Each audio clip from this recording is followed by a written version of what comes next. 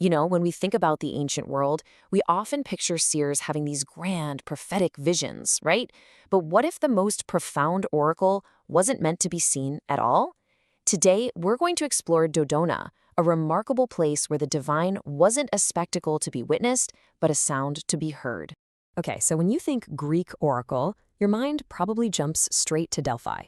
You've got the Pythia, the mysterious vapors, these big dramatic pronouncements. But Dodona, Greece's oldest oracle, it was on a whole other level. It operated on a completely different frequency. Literally. It was a sanctuary built not for the eye, but for the ear, where truth wasn't revealed in a flash of insight, but was something you had to decode from the whispers of nature. So, just how far back does this whole idea go? Well, it goes all the way back. I'm talking our earliest sources. Long before the grand temples we associate with Greece, the poet Homer was already describing this raw, primal way of communicating with the divine at Dodona. Now, listen to the words Achilles uses here in his prayer. It's really specific. He isn't asking Zeus to show him a sign. Not at all. He talks about a god whose decrees are heard from rustling oaks and are low whispered in the breeze. This tells us, right from the very beginning, that Dodona's power was all about the disciplined act of listening. And you gotta understand, this place wasn't just picked out of a hat. The power of Dodona was completely intertwined with its environment. The land itself, that was the first and most important instrument of the oracle.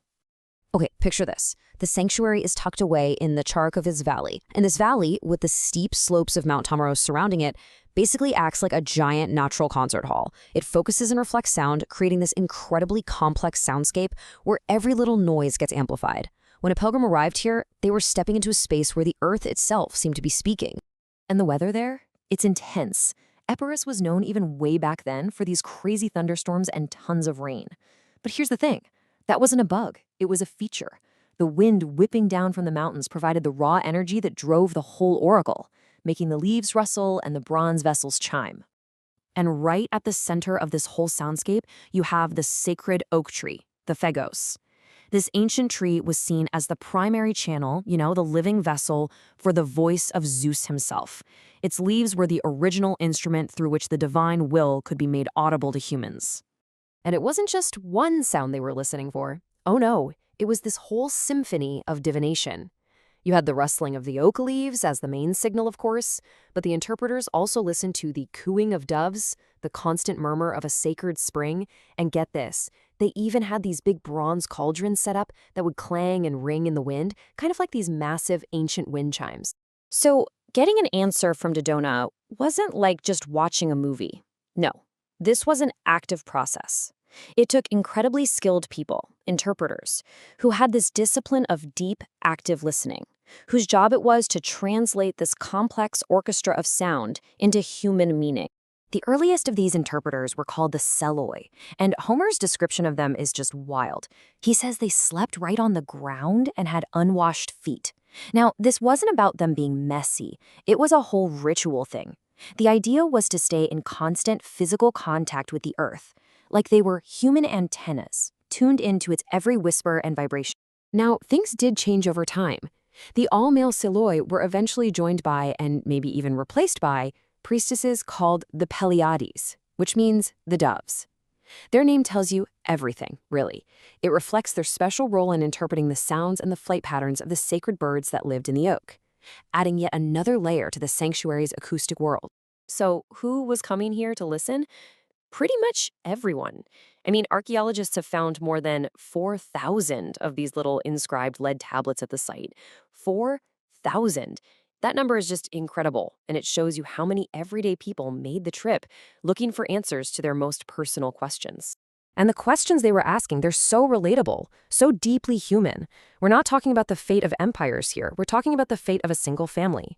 This man, Herman, just wants to know which god he should pray to so he can have healthy children. These little tablets give us a direct line to the past, connecting us to the real worries and hopes that brought people here. And all of this brings us to what is, for me, the most fascinating puzzle about Dodona.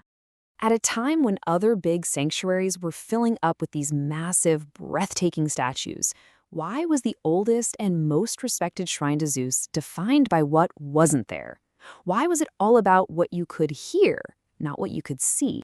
Well, the answer is actually a really powerful statement. An authority that's based on sound is uncontainable. Think about it. You can't capture the wind in a net. You can't smash a whisper with a hammer. You can't put a sound on display in a museum. By staying invisible, the god of Dodona stayed universal. No single king or city could ever claim to own him. Okay, let's zoom out for a second and see how this fits in with other big sanctuaries. So you had Eleusis, where the whole point was to see some secret mystical vision. Then you had Delphi, which was all about the Pythia's ecstatic voice, translated into prophecy. But Dodona, the whole game was different. It was about counseling, and that counseling was based on the careful interpretation of nature's sound. So at the end of the day, coming to Dodona was about having a dialogue. It was an active process. You couldn't just stand back and watch his spectacle. You had to actually participate. You had to listen. You had to think. You had to be part of the process of finding the meaning. It was a totally different and maybe more personal kind of religious experience. Of course, like all things in history, the oracle couldn't last forever. It eventually fell silent. But its unique approach to truth, one based on hearing instead of seeing, leaves behind a really powerful and lasting legacy. But wow, what a run. It survived for almost 2,000 years. It was burned by invaders, sacked by the Romans, and was rebuilt each time. But when the end came, it was final. In the late 4th century CE, the Christian emperor Theodosius ordered all pagan temples to be shut down. And to silence Dodona for good, he didn't just lock the doors. He went right for the heart. He had the sacred oak tree cut down, silencing its voice forever. And that really brings us full circle to a final powerful idea. Dodona reminds us that some of the most powerful forces in our own lives, things like justice or faith or even scientific laws, they don't have a physical form. You can't point to them.